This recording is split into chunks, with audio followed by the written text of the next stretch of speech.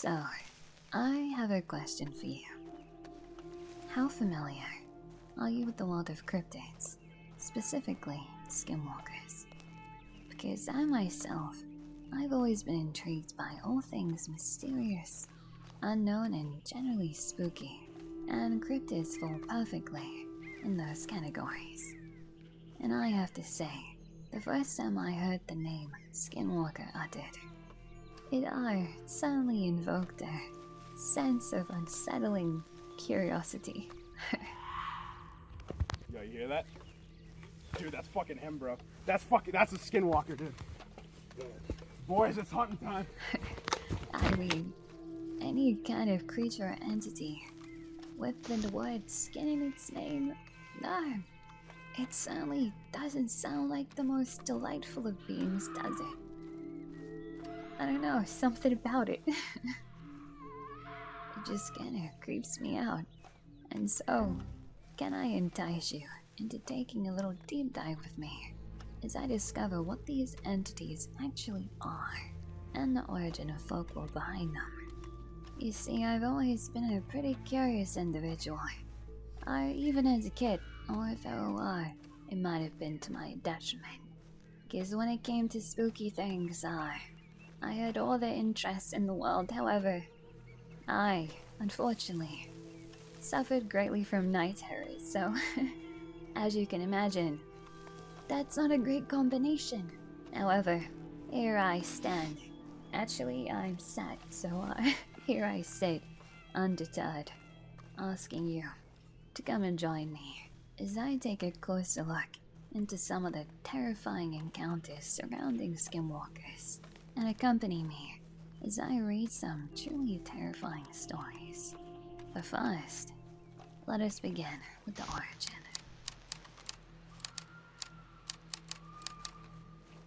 So, what on earth actually is a Skinwalker?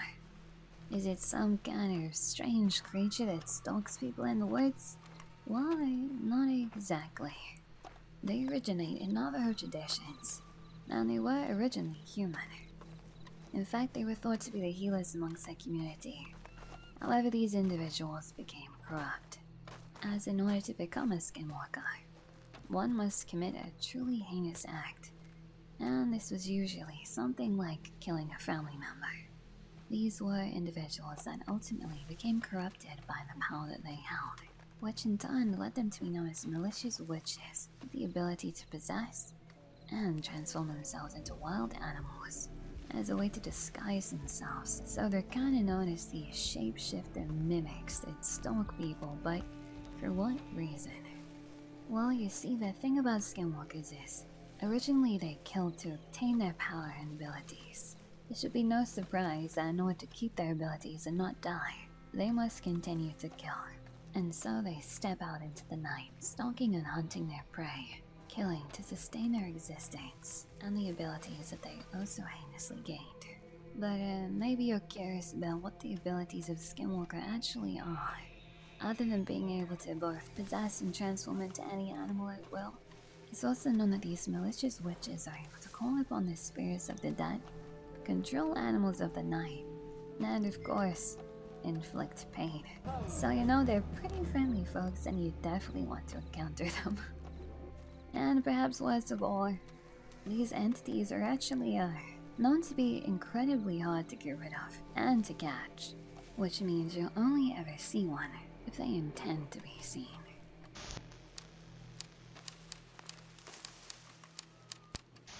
And so the question naturally arises, what would one do if they were being plagued by one of these terrifying creatures? Because, geez, they sound like a lot. But fear not, there is a way. And let me tell you just how you're gonna go about doing that. In order to free yourself from the true horror that is being stalked by a Skinwalker, you're gonna need the help from a shaman.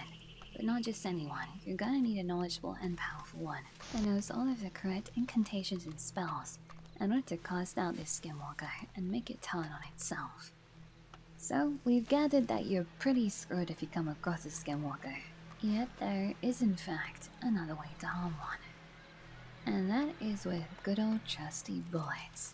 But not just any bullets. Oh. You're gonna need a special kind. The kind that's dipped in white ash.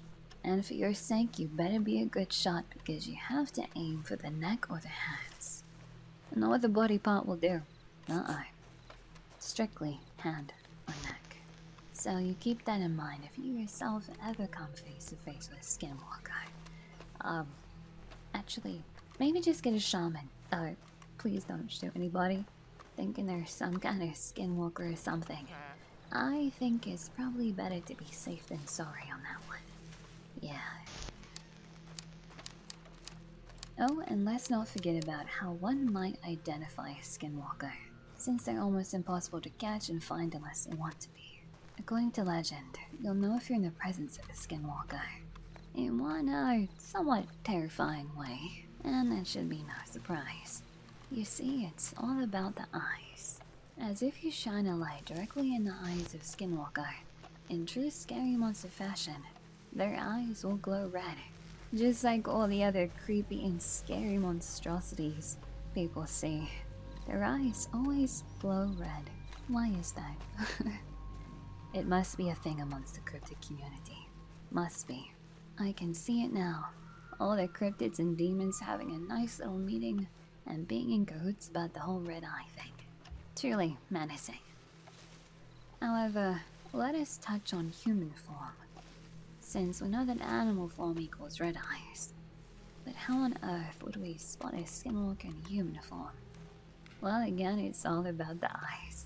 Although this time, they will seem animal-like. What this means exactly, I'm not entirely sure. Although it could be the fact that animals' eyes are reflective at night. Or maybe it's referring to animal eyes in the sense of an animal that's hunting its prey.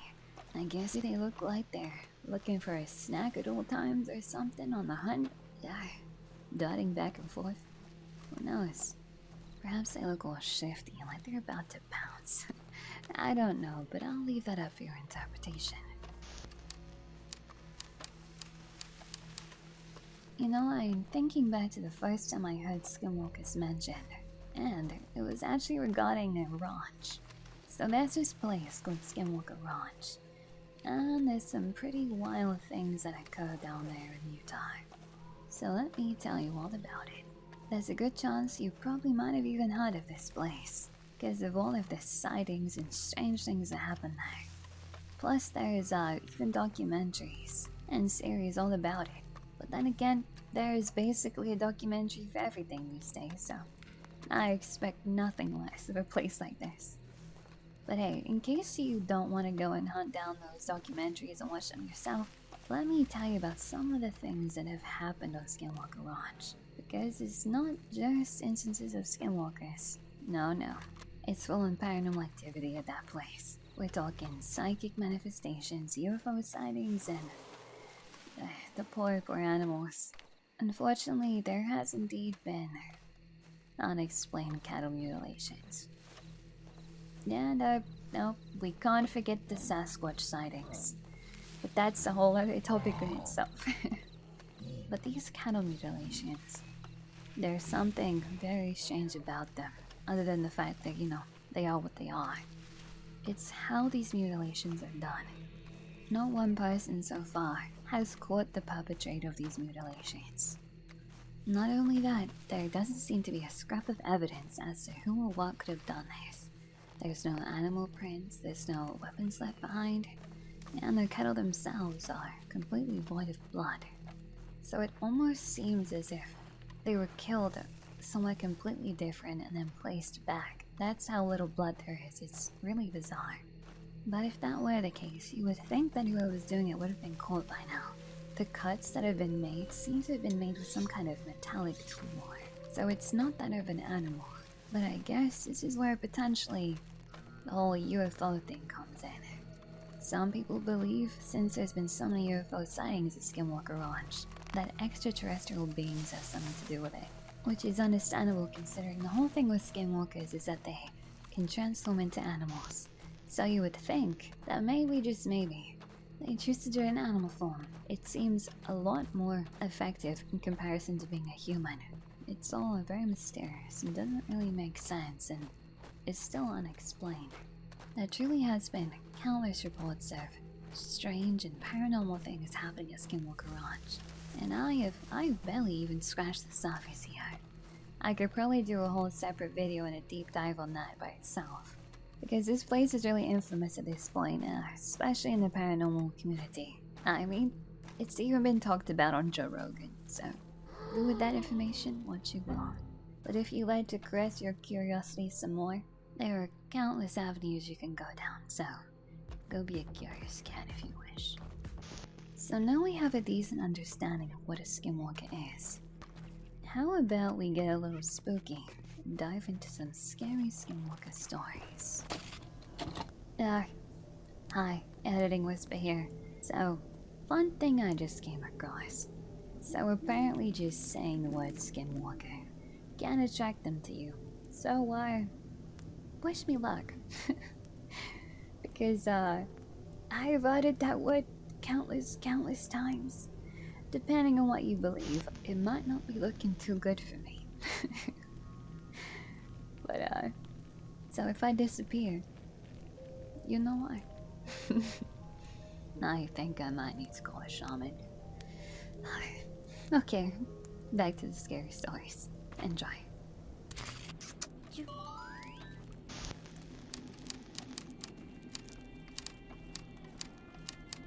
A little background first. I was serving a 15-year sentence in a penitentiary in northern Arizona. What I was in there for isn't important. During my stay there, though, there were countless things that happened that no one could explain, and even more that no one wanted to know more about. It all started with a prison legend. Supposedly years ago, something awful and unexplainable happened in the prison. Every morning we'd be woken up and expected to stand in front of our cells while guards visually confirmed we were present and accounted for. Apparently about a year before I got sent there, the most brutal and unexplainable thing happened during one of these routines. A man who had assaulted himself looked very off during this check. When a guard pulled over another guard, asking to check it out, they found it wasn't actually the prisoner they were expecting at all. It was a totally different man. This man was wearing the skin of another man over him, loosely fitting, draped over him, apparently looking like a real monster.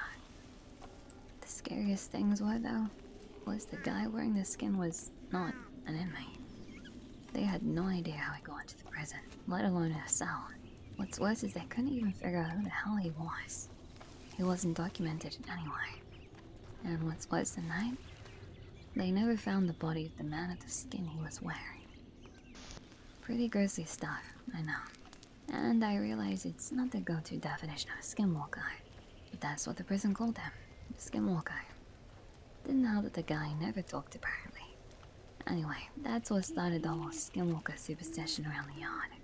Apparently, the guy got shipped to a different spot about a month after it happened, and just about everyone in Gem Pop felt better for it. I heard about the story the second day of my stay. However, sorry to hear for the place you're about to call home for the foreseeable future. Now, on to the real stuff though. Sure, that guy was the skinwalker, but all he did in the long run was get an old life and Navajo inmate to tell everyone about actual skinwalkers. It seemed like a lot of the prison culture actually revolved around them. Now apparently, skinwalkers, they are pretty tricky to point out on the spot, but if you manage to survive around them for more than a minute or two, almost anyone can tell the mannerisms are all off. They can mimic human speech, but not replicate it.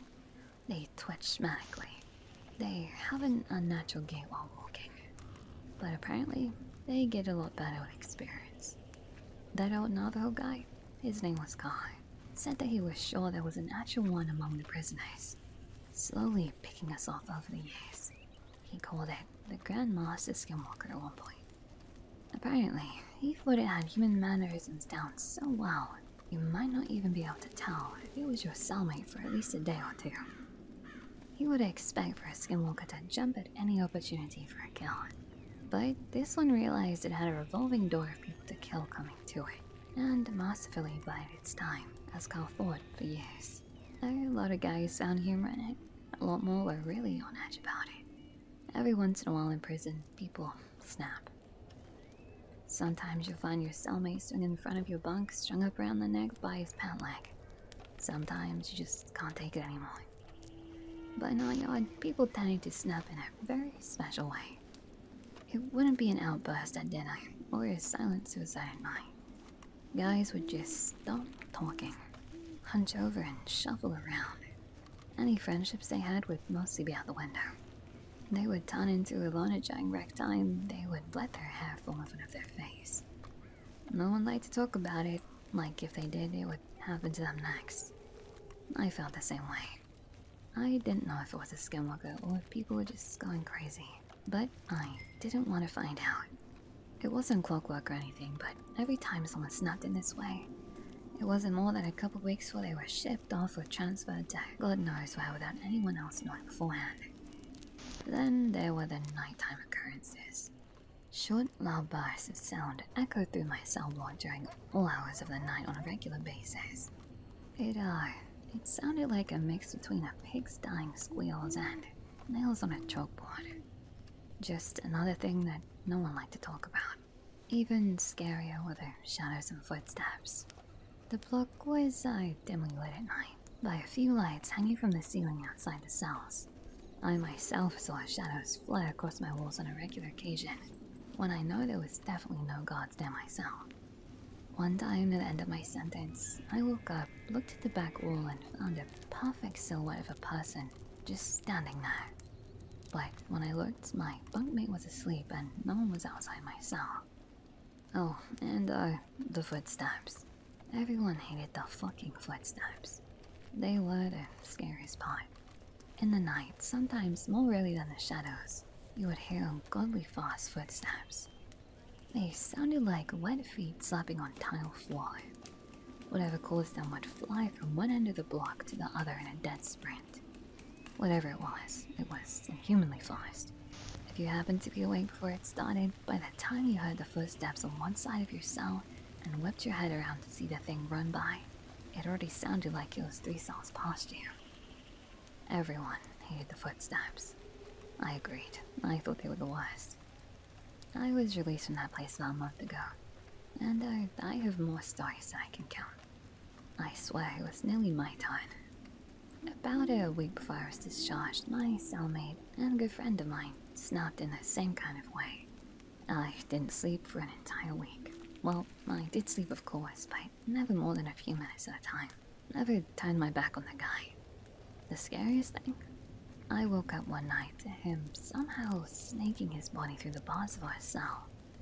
For reference, I couldn't get anything past my shoulder through them. The worst part though, he was coming back into our cell. On the day of my release, I didn't say a word to him, just left. He seemed fine with it, so was I. I had made it through 15 years of prison fights, gang disputes, and for all I know, skinwalker abductions. I left through the front gates a free man.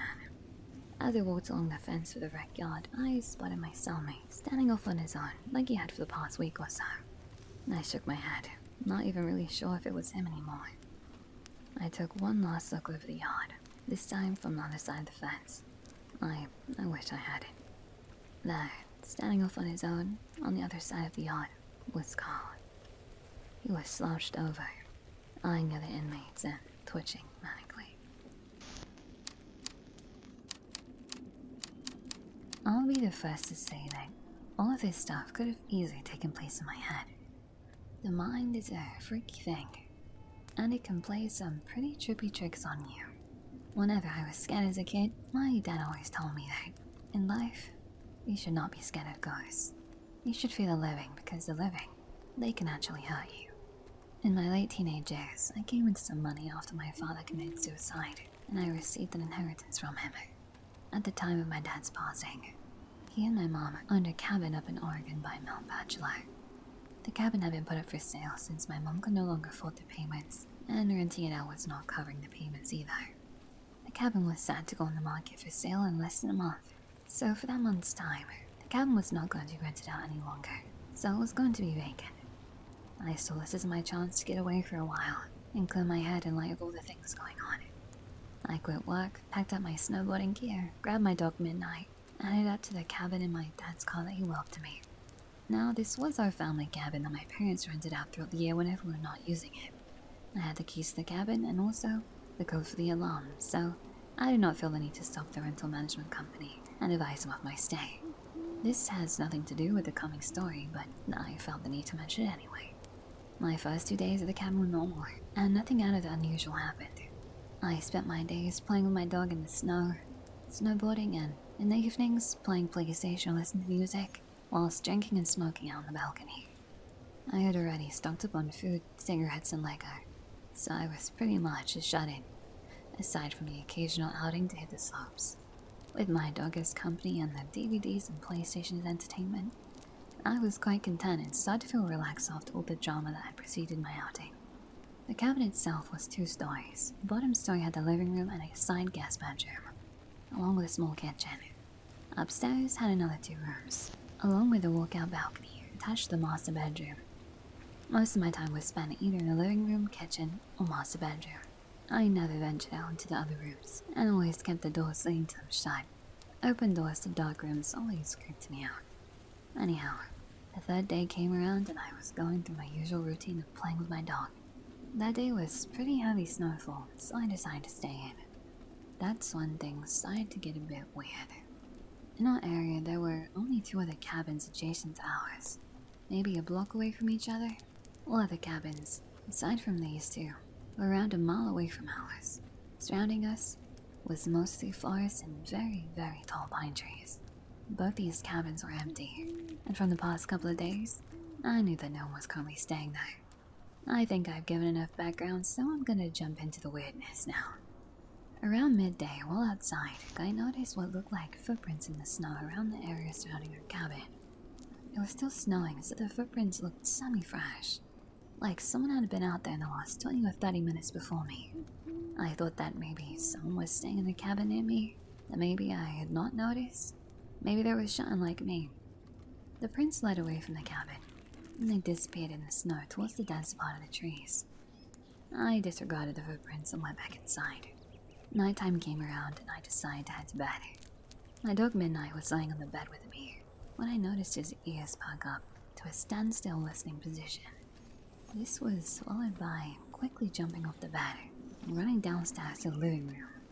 I laid in my bed and stayed silent. I was kind of freaked out. I could hear him moving around downstairs back and forth. After around 5 minutes, he ran back upstairs to me and started doing his doggy dances as I wanted to go outside. Shit. Well, fine. I couldn't say no to him, so we both went downstairs to the driveway for him to do his thing. Only, he didn't want to pee. As soon as we were outside, he started to pull his leash, trying to drag me to where he wanted to go. He kept looking into the dense part of the trees, where the prints had been earlier. He also kept sniffing the side of the house and looking up towards the roof. After he figured out that I was not going to go where he wanted, he sat himself down and just stared into the darkness. A bit unusual for him, but alright. Maybe there were forest animals out there that he really wanted to chase down, but screw those. I did not want to chance anything, so I pulled him back inside and we both headed back upstairs. Around half an hour later, I was lying in bed when I heard what sounded like hooves walking on my roof. It was only a series of around 6 steps, and I rationalized that it could be a pine cone falling down from a tree onto the roof, or maybe a kind-hearted forest animal running around. But here's the thing. The steps seemed to be spaced apart like a man's length stride, so it was really freaking me out. Midnight also heard the noise, and was quick to run to the balcony screen door, expecting for me to let him out. Alright, you know what? I'm a tough guy, and at the time I considered myself to be fairly well built. So I grabbed my coat and shoes along with my cigarettes and a flashlight, and went out onto the balcony. Screw it, right? As soon as I was outside, I lit up a cigarette and started canvassing the room with my light. Nothing there, and the snow on top was undisturbed. Weird. Must have been in my head. But what about Midnight hearing the noise? Maybe he was feeding off my fear or paranoia. I started to calm down and relax again. My eyes started to adjust to the darkness and I kept smoking, just staring at the stars and the trees next to our cabin. That's when I saw it. In a tree that was a little taller than our cabin, around 20 feet from the balcony, I saw it look like a man, crouched in a squatting position, in between two branches. It was squatted on one branch, and its arms were extended above his head, holding onto the branch above it. Fuck me. What the fuck is that? I wasn't sure if I was really seeing this thing, and stood just staring and sat there motionless. I noticed Midnight stand up. He started pacing behind me and lightly barking at the same time. The thing still did not move. I put my cigarette out and was debating on shining my light in the thing's direction, but something in my head kept screaming me not to. I walked backwards to the inside of the room and pulled Midnight back with me. Once inside, I locked the door and shined the light in the thing's direction. But there was nothing there. I shut the curtains to the screen door and retreated back to bed. Later on in the night, I heard light tapping at the screen door, like someone was tapping on the glass with their fingers. It was consistent and didn't stop for nearly an hour. Midnight seemed to stare at the door, but he wouldn't go near it anymore. The weirdest part was, I had a feeling like someone was inviting me to open the door. But at the same time, I kept hearing my dad's voice in my head telling me to stay in bed and not to do it. I listened to my dad's voice, and just laid where I was. I passed out eventually and woke up in the morning, and everything was normal. The rest of the week I spent there was non-eventful, and nothing else out of the ordinary happened. I totally admit it could have been all in my head. A lot of stuff was going on at the time, so I was pretty messed up from all the drama.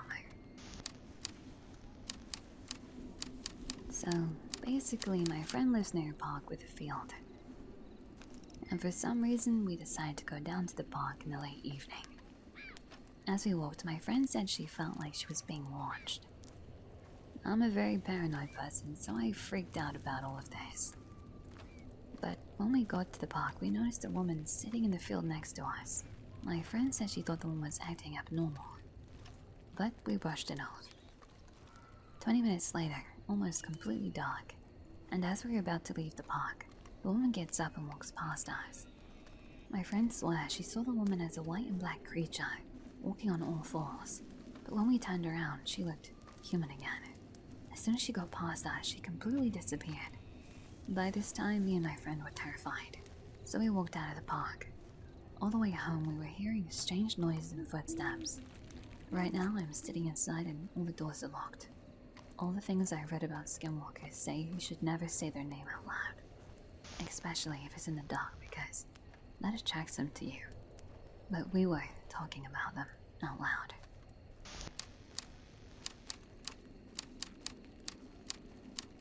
This story happened a few months ago, so I apologize if I have forgotten things. I was upstairs in my room, playing the PlayStation 4 and had a voice call with a few of my friends. It was a pretty regular night and my parents and sister were in the house. There isn't much input in this story from my sister because she usually spends her time in the room with the door shut revising or watching stuff on a MacBook. Usually my house makes weird sounds because it's old, but this was different.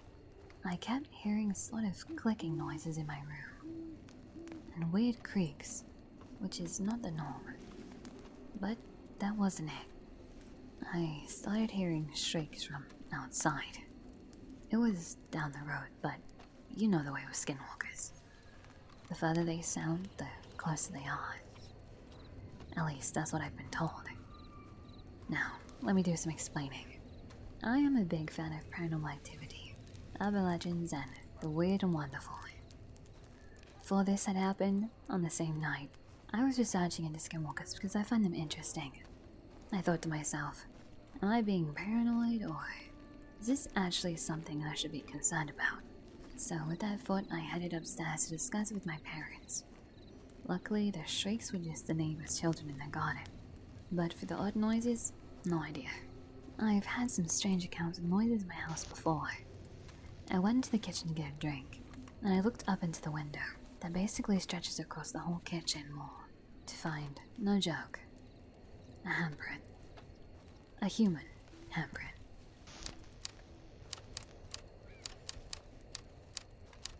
So I want to start off by saying that I'm a very skeptical guy. I became an atheist when I was 17, and when my belief in God dissipated, the belief in everything else supernatural went out the window as well. I also want to say that I've lived in Appalachia for all but 4 years of my life, and I'm almost 22. I never experienced any of the creepy things people said about the Appalachian Mountains, until this story I'm about to tell you. So, towards the end of 2023, me and 2 of my friends sort of simultaneously had a quarter-life crisis, which eventually led us to getting rid of almost all of our belongings, quitting our jobs and leaving our apartments, and living out of our cars and door-dashing around the country. Well, on the first night of our big trip, we went to stay with a friend of one of my travel mates. She lived in Tennessee in the Appalachian Mountains, the Smoky Mountains specifically, which for those of you that don't know is like a subcategory of the Appalachians. She lived off a back road in the middle of the woods. The first night we were there, she had told us that there were strange occurrences on the property. The house was haunted and there was something in the woods. She had told us that whatever was in the woods likes to hang out around her shed. She said that one night she was walking up onto her porch when she got an overwhelming feeling of being watched. Becoming fed up with whatever it was, she screamed something along the lines of "go the hell away" into the woods, only for something to scream it right back at her. She claimed to have seen it one night from her kitchen window. She said it was peeking around the shed, staring at her. It wasn't an animal, but it wasn't human either. Out of curiosity, I asked her to describe whatever creature she saw in more details, but she refused. I, being the skeptic I am, basically disregarded everything she said and forgot about it. Now, because it was our first night on the trip, and it was so fun and new to us, we wanted to sleep in our cars, which was parked right from the shed that I mentioned earlier. Yes, that shed. We hadn't yet made window covers, so we were sleeping in 3 SUVs with uncovered windows completely surrounding us. But I had no issue with this. I thought the worst that could happen is that I'd wake up with a bear staring at me. And so I went to bed peacefully and woke up in the middle of the night needing to pee. I got half dressed, put on my shoes, left my car, walked to the edge of the woods, did my business, and got back in my car and went to sleep. I had not a single care in the world. No uneasy feeling, no feeling of being watched, nothing. The next night I woke up again, really needing to pee. So just like I did the night before, I sat up in bed, put on my pants, got my shoes ready, and reached for the door handle. But I couldn't do it. It was like every hair on my body stood on end. And I got this overwhelming feeling of dread and foreboding. Now, I had a makeshift bed in the back of my SUV, on top of all the black seats that I flipped down. So I'm sitting there in bed, looking around through all my uncovered windows. I can't see anything outside, except for some faint outlines of trees and the glints of my travel mates' cars. I neither saw or heard anything that should be putting me on edge. I reached for the door handle again, but I once again got that terrible feeling. I continued to look around, tried to reach for the door, and withdrew my hand. I finally gave up and said screw it and just peed in an empty water bottle. The next morning I got up and was talking to my travel mates. One of them mentioned waking up in the middle of the night out of nowhere and experiencing an overwhelming feeling of being watched. She sat up in her makeshift bed, looked all around, only to see nothing. I can't lie, when she said that, I got a bit of a knot in my stomach. I asked her what time it was that happened, and she estimated around the same time I woke up, around 3 a.m. I then told both of them about my experience. We were all a little freaked out about it. When we were headed out to our cars the following night, we noticed that all of the homeowners' 5+ outdoor cats were sitting on her front porch, which we hadn't seen the last 2 nights. Previously, they would all be scattered around the property, if they were even in sight. We thought it was weird, but didn't think much of it. We all climbed into our cars and said goodnight on our walkie-talkies. It was a pretty warm and muggy night for October, so we all had our battery-powered fans running. One of my friends frustratingly reported that her walkie-talkie was dying. Then my other friend had reported that their fan had died. Then my walkie started dying, and it continued until in the span of 5 minutes, all of our electronic camping gear, walkies, flashlights, and fans had all died. Finding this incredibly creepy, we all decided that we should sleep in the house to be better safe than sorry. We were gathering up our things to move inside when I began to hear what sounded like something large walking through the leaves in the woods. I kept stopping what I was doing and looking toward my friends who were standing right by the woods. They seemed unbothered every time, so I would just continue what I was doing. That was when I heard a louder noise, coming from the woods, and finally decided to walk over to my friends. Turns out, one of them was standing watch while the other one gathered the rest of her things. Me and my friend stood there watching over my friend's back, and it kept sounding like whatever it was in the woods kept getting closer to us. Soon enough, my friend gathered all of her things and we calmly but quickly went into the house. From what I can remember, we slept in the house the following night as well. But the night after that, one of my friends borrowed some sage from the homeowner and saged all along the wood line and around our vehicles before we got ready for bed.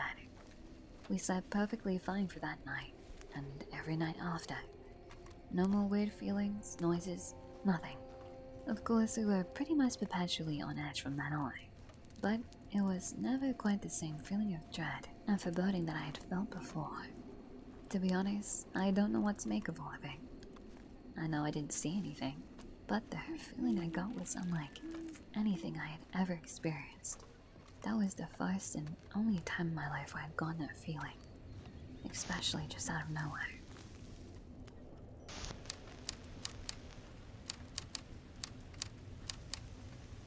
Those certainly were some creepy encounters. And so I pass the question off to you.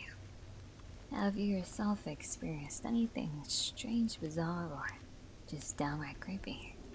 I can't say I myself have experienced anything that would fit a so-called cryptid encounter, but I guess you could say my experiences, I suppose they would fall into the poltergeist ghost category of scary unknown things. And hey, maybe I'll even do a video where I revisit my paranormal encounters that I experienced as a kid. You know, we'll see if they still hold up. Because even though they were terrifying as a kid, I'm a lot more skeptical as an adult, so... You know, I was thinking that I might even turn this into a series. It might be a fun and spooky idea to go and explore cryptids, urban legends, and the folklore surrounding them. Oh, and of course read some scary stories. So if that sounds like something that might interest you, please do let me know and maybe consider leaving a like. I'd appreciate any feedback. As I do know, usually I play video games, particularly horror games, but I might throw one of these videos in here now and again just to spice things up a little bit. And I've never asked this, but maybe subscribe. This is my first time asking that. Strange. And so, thank you so much for watching. I truly do appreciate it, and please do take care of yourself. I hope to see you in the next one.